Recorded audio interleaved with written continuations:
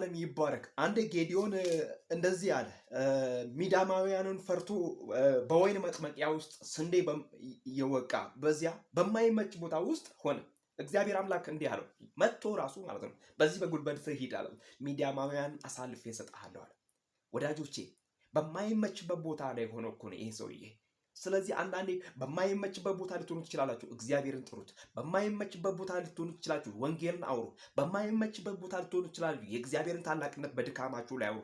የሚያበረታ እግዚአብሔር እሱ በዙፋኑ ላይ አለ። ግን አንድ ነገር ልንገራችሁ፣ ገንዘብ ጌታችሁ አይሁን። የዚህ ዓለም ሲስተም ጌታችሁ አይሁን። ምክንያቱም በዚህ ምድር ላይ አንድ ጌታ ነው ያለው፣ እርሱም የሰማይና የምድር ጌታ የሆነው የናዝሬቱ ኢየሱስ ነው። የሰማይ አምላክ እርሱ ነው።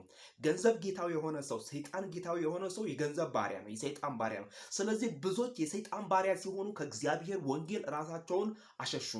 እግዚአብሔር የልቤን ነው የሚያውቀው አይደለም። እግዚአብሔር በአንደበት የምትናገረው የሚያውቀን በውስጥ ያለው ነው ወደ ውጭ የሚወጣው። ስለዚህ ገንዘብ ያስፈልጋል፣ ኢምፖርታንት ነገር ነው። በምድር ላይ ሊያስፈልግ ይችላል። ነገር ግን ከእግዚአብሔር አይበልጥም፣ ከእግዚአብሔር ወንጌል አይበልጥም። እግዚአብሔርን አስክዶ የሚመጣ ገንዘብ በናዝሬቱ ጌታ በኢየሱስ ክርስቶስም የተረገመ ይሁን፣ የቀረ ይሁን።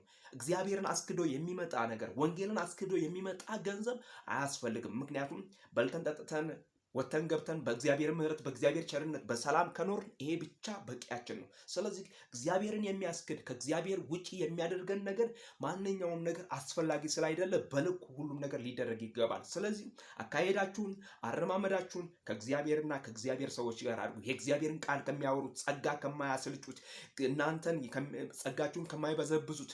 ምክንያቱም ለምን መሰላችሁ? ሰይጣን ዛሬ ብርን ሊሰጥ ይችላል። ሰይጣን ዛሬ የዚህን ዓለም ሲስተም ሊሰጥ ይችላል። ነገ ግን ያዋርዳል። ጌታችን ኢየሱስ ክርስቶስ የተራራውን ጸሎት ጸልዮ ሲመጣ መጀመሪያ የፈተነው ወድቀህ ብትሰግድልኝ ይሄን አደርግልሃለሁ፣ ሰው ይሄንን ድንጋይ ዳቦ ብታደርግ እያለው ሲፈተን ሰው ከእግዚአብሔር አፍ በሚወጣ ቃል ነው ብቻ ነው የሚኖረው ብሎ መለሰለት። ለጌታ ለአምላክ ብቻ ስግድ ተብሎ ተጽፏል ብሎ መለሰለት። እግዚአብሔርን ቃል እየጠቀሰ ጌታችን ኢየሱስ ክርስቶስ ቃሉን እየጠቀሰ መለሰለትና ሰይጣንን አሸነፈው። ሰይጣን ግን የዚህን ዓለም ነገር ሊሰጠው ነበረ ያሰበው እና ይሄ ሞኝነት ነው። የዚህን ዓለም ነገር ወስዳችሁ በዚህ ዓለም ሀረግ ውስጥ በዚህ ዓለም ቅርቃን ውስጥ ተውጣያችሁ ያላችሁ እግዚአብሔር እንዲያወጣችሁ እለምናለሁ። ግን ከእግዚአብሔር የሚበልጥብኝ ነገር ምንም ነገር ወደ ቤቴም ወደ ትዳሬም ወደ አባቴ ቤትም ወደ እናቴ ቤትም ወደ ሀገሬም እንዲመጣልኝ አልፈቅድለትም። ጌታ ብቻ በሕይወቴ ላይ ይገናል፣ ይነግሳል።